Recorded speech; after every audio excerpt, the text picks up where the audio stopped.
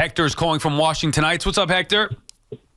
I don't know what you guys are talking about. Good riddance, man, is about Well done. Yeah. I'm kidding, man. I'm kidding, man. Listen, I'll say this. When it first came out and you guys were together, Sal, love Sal. And I'm like, man, these two guys is too much of the same guy. I'm not sure this is going to work.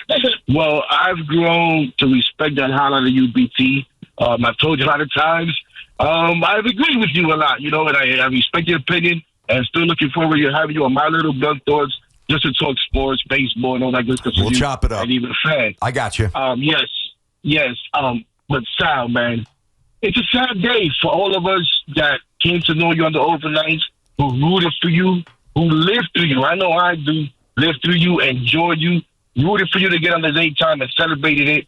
So it was a sad day, but we know that you're going to be okay and you're going to find somewhere. And yes, we will follow you as well, BT, and wishing you both all of the success that you can touch.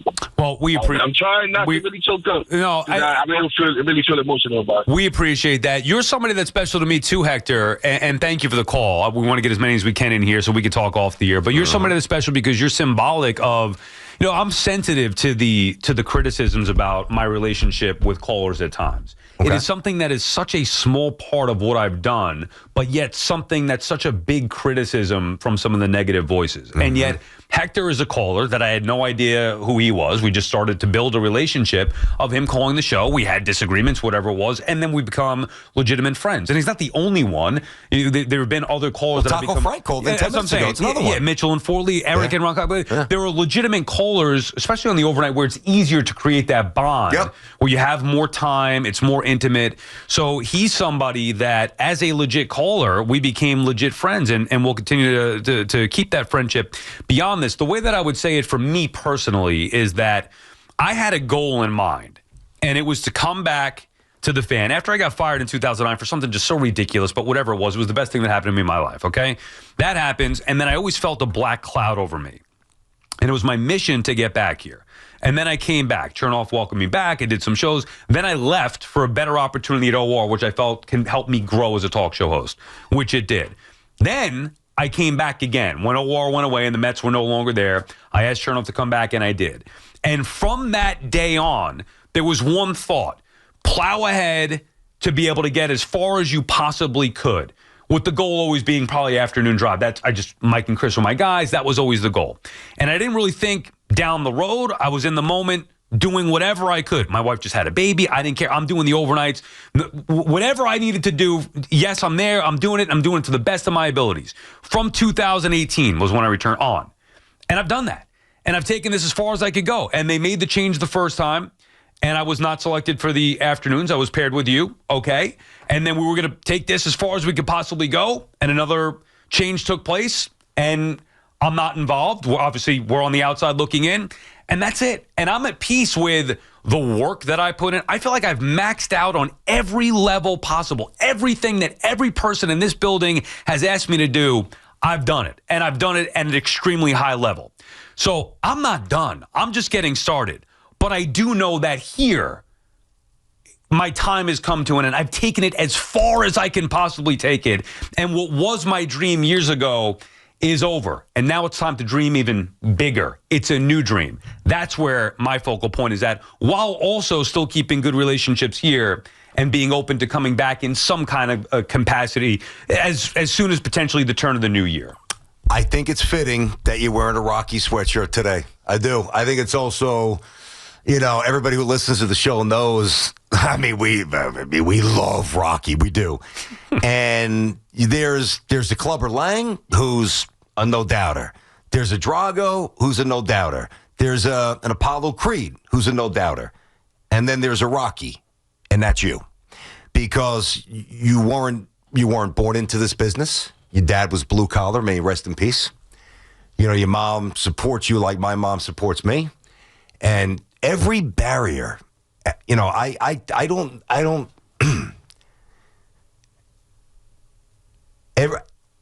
respect, dude. You fought your way here, man. And you made it. And not only did you make it, But I promise, for a show that's only been on 2 years, I'm going to take myself out of the equation because I don't want to sound like a pompous ass. That's not what I look for. It's about you. For a show that's been on the air for 2 years, you made a mark that felt like 10. And that was all you, and that was all heart, and that was all hustle, and that was all determination. And I've had a lot of partners. I have not had more fun with anybody in my life on the air.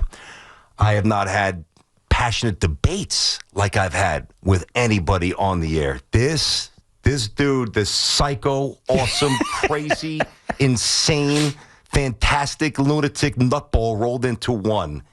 Came in every day, sleeves rolled up, let's go. And I respect that. I appreciate that, man. That means a lot. And I would say the same to you. When we each had different trajectories how to get here, but ultimately ended up in a spot where we both thought that we felt we wanted to be and belong. Yeah. And I still believe that. You had to go out of market. That's something that I didn't have to do. So while I was fighting and clawing behind the scenes and working my way up and doing everything to bounce back and all that stuff and multiple jobs and overnight schedules, leaving the market is not easy to do. And you had to do that multiple times, whether it's Vegas, Detroit, obviously San Francisco, then back, and then do network shows down the hallway, which is not easy to do, the national shows and all those things that you fought through to be able to get to this point as well. So different paths, but kind of the same makeup in that, scrappy mentality and just being a passionate New York sports fan. That's ultimately what we are. And we've been fortunate to have the opportunity to have a microphone in front of our face for the last 2.5. And I think people respected that. BT and Sal on the Fan. We'll come back with our final segment with your calls on the other side. Let me tell you something you already know. The world ain't all sunshine and rainbows. It's a very mean and nasty place, and I don't care how tough you are, it will beat you to your knees and keep you there permanently if you let it. You, me, or nobody is going to hit as hard as life. But it ain't about how hard you hit.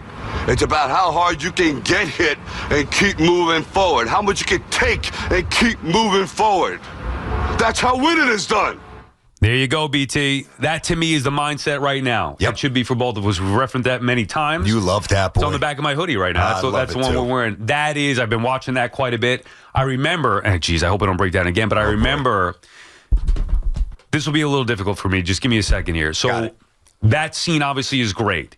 And when my father got sick and was debilitated, I would play that clip for him. And at a time like this, he's not there for me, but it hit me one day what he would be saying. And he'd be saying exactly that. So that's an important message to everybody, really. Life is going to keep hitting you and hitting you hard and try to take you down to your knees. It's not about how many times you get hit.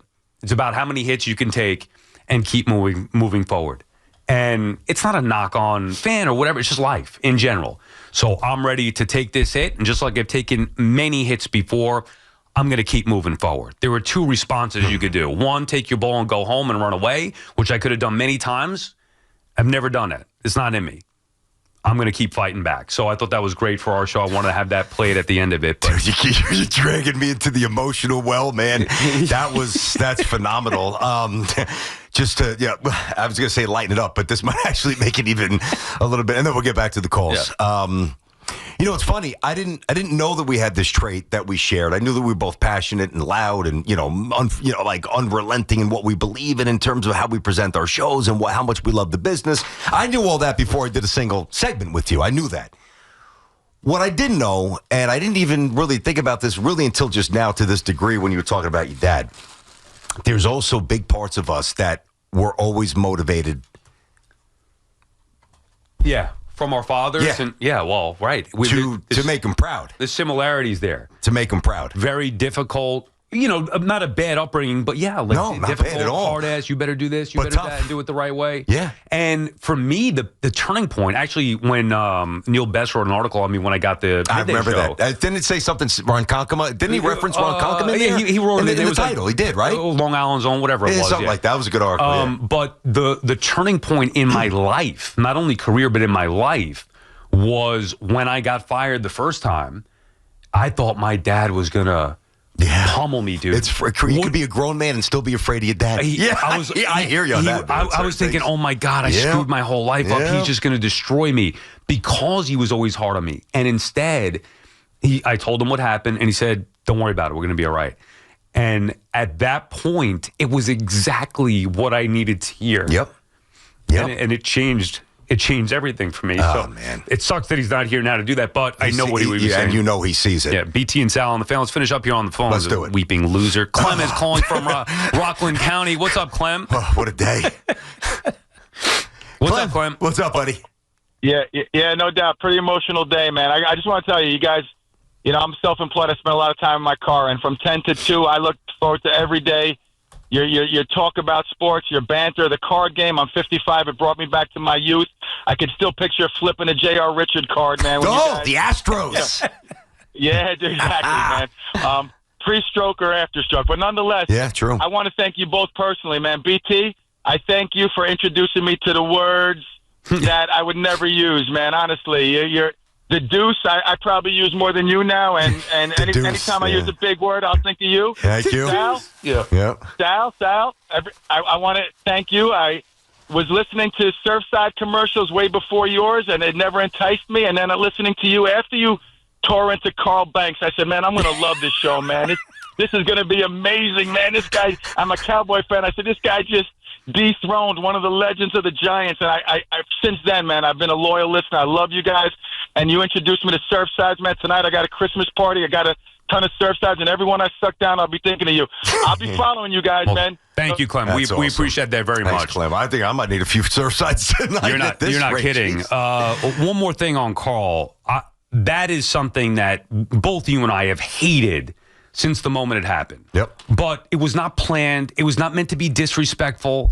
I hated that had to happen for us. But I also felt in the moment it was what was necessary to protect our show. We were just starting, and I felt we were under attack. It went on for a while. Thankfully, Carl, I appreciated his public support with a tweet the other day. I texted him that, so I feel like we could at least put that to bed. It was never any ill will. I had great respect for him as a player, as a person, on the air all these years. So that is something that, like, if you ask any regrets, I still feel like I would have done that because in the moment I felt it was right for the show, but I hated that had to happen for our show, especially so early on. Yeah, but you know what? I hear you, and I agree, and you and I have talked about this a lot. Matter of fact, I remember sitting on my deck having a scotch, and I think Jen and the kids were at the store or something, and man, you and I were in the middle of this firestorm with Carl. And I remember saying, oof, and it was early in the relationship, man. I'm like, good God, the flame got high quick, right? And I remember calling you. I think you were at a restaurant. Yes, I was out to eat. Right? Yes. You were out to eat. And I just, and I guess that's where we kind of planted seeds. I'm like, I got you back on this. And I was nervous, and you were nervous. And most importantly, as you just said, but to reiterate, we felt badly that it went that way. But I think when something, see, that's what's mature. Listen, man, if you and I worked together when we were 25, we would have beat the crap out of each other. Never would have worked. And I would have won. But but it would not have worked. 35 would not have worked. I don't even know if I was 45 and you were 39, it would have. I think we got put at the right time. We made some mistakes. We owned up to them. And it makes you a better man. Right. And that's the way life's supposed to go. Yeah. And it's a good thing at the end of the day. We were saying this off the air, like, man, or the regrets about it. And not really. While we weren't perfect and while we had our issues and while we didn't maybe deliver the exact way that we intended to every single time we were on the air, it takes a while to figure that out. Oh, man, does it ever. So I'm proud that we were able to rebuild it to a point where we feel comfortable with, where we're leaving not because of anything that the show has done to fail. Amen. Amen to that. It's just that there isn't any room. Carton's a legend. He's coming back, and it is what it is. So it's not like this show was a failed experiment. We gave everything we had, and while it was some ups and downs, I feel like certainly the last 6 months, maybe even a year beyond that now, has really been where we needed to be all along, but it didn't matter. I know. Wouldn't have mattered anyway. No, but that's why you and I, and this will be down the road, you and I will have a chance to do a couple of things together because of the chemistry and because of the dynamic. Dude, the only regret that I would have had with this show is if we didn't give it everything we had, and we did. David is in Brooklyn. What's up, David?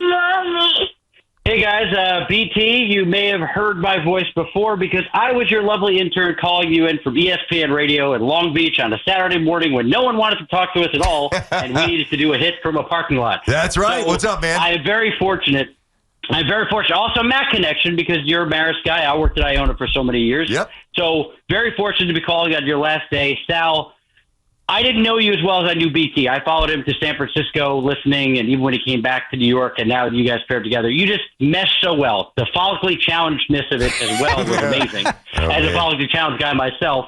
But you guys really brought the energy. I think you learned from your mistakes. You just said, Sal, in the Carl Banks, not you, but the Carl Banks thing. But you also are empowered. But many people say you. But you're empowered also by the things that happen in your life. The getting back up again, as you said. I've had loss. I lost my mother several years ago, so I know what that does to galvanize somebody as they work through. But you guys have done it. You will get back there. The takes you have, people love or they hate, and the arguments you've gotten into, but they're all fruitful because that's what New York sports demands, and you guys have given it to us.